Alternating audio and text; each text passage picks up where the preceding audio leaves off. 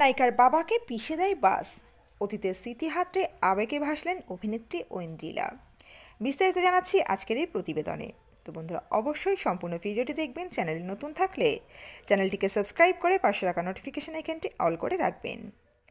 টলিউডের বর্তমান সময়ের জনপ্রিয় অভিনেত্রীদের মধ্যে অন্যতম হলেন ঐন্দ্রিলা সেন। সদা হাস্যময়ী এই অভিনেত্রীর জীবনেও রয়েছে অনেক না পাওয়া। 15ই ডিসেম্বর ছিল ঐন্দ্রিলার প্রয়াত বাবার জন্মদিন। বাবার জন্মদিনের প্রাক্কালে ছোটবেলার একটি ছবি তিনি শেয়ার করেছিলেন সোশ্যাল মিডিয়ায়, যা আরও একবার প্রমাণ করে দেয় সব কষ্ট ভোলা যায় না। জানেন কিভাবে মারা যান ঐন্দ্রিলার বাবা? ঐন্দ্রিলার কথা উঠলেই বলতে হয় তার প্রেমিক তথা হবু স্বামী অঙ্কুশ হাজরার কথা। দীর্ঘ 10 বছর একসঙ্গে রয়েছেন এই তারকা জুটি। সময়ের সঙ্গে সঙ্গে এই বাঁধন যেন আর দৃঢ় হয়ে উঠেছে।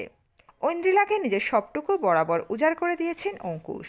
এখনও বিয়ের পিঁড়িতে না বসলেও তারা যে একে অপরকে ছেড়ে যাবেন না, তা এতদিনে বেশ স্পষ্ট হয়ে গিয়েছে।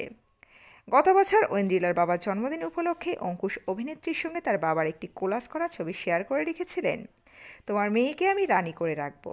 আমি জানি আজ তুমি থাকলে হয়তো আমরা সেরা বন্ধু হতাম।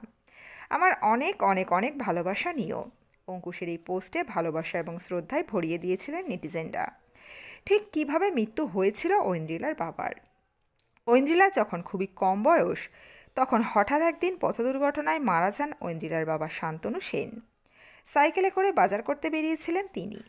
শিলপাড়া ফায়ার ব্রিগেডের কাছে হঠাৎ একটি বেসরকারি বাস তাকে পিষে দিয়ে চলে যায়। সেই সময় শহরে ছিলেন না অঙ্কুশ। কঠিন সময়ে প্রেমিকার পাশে থাকতে না পারার আক্ষেপ সারা জীবন থেকে যাবে অঙ্কুশের।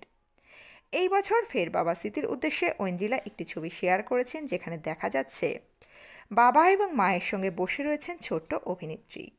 মাথায় রয়েছে তালপাতার টুপি, যেখানে লাগানো রয়েছে লাল পালক। ছবিটির ক্যাপশনে তিনি লিখেছেন, আমার মনের মধ্যে সারা জীবন।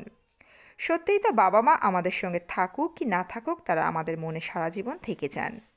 প্রসঙ্গত 2004 সালে জিৎ এবং কোয়েলের সঙ্গে বন্ধন নামক একটি সিনেমায় অভিনয় করে প্রথম আত্মপ্রকাশ করেছিলেন অঙ্কুশ। 2006 সালে মিঠুন অভিনীত অভিমন্যু সিনেমা করেছিলেন শিশু শিল্পী হিসেবে অভিনয় ঐন্দ্রিলা। জনপ্রিয়তা পেয়েছিলেন ফাগুন বউ ধারাবাহিকের মাধ্যমে। বর্তমানে ঐন্দ্রিলা ব্যস্ত মির্জা নামক একটি সিনেমার শুটিং নিয়ে। তো বন্ধুরা, এই আপডেটে ছিল এতটুকুই।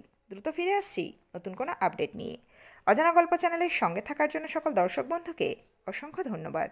দেখতে থাকুন, চোখ রাখুন অজানা গল্প চ্যানেলে।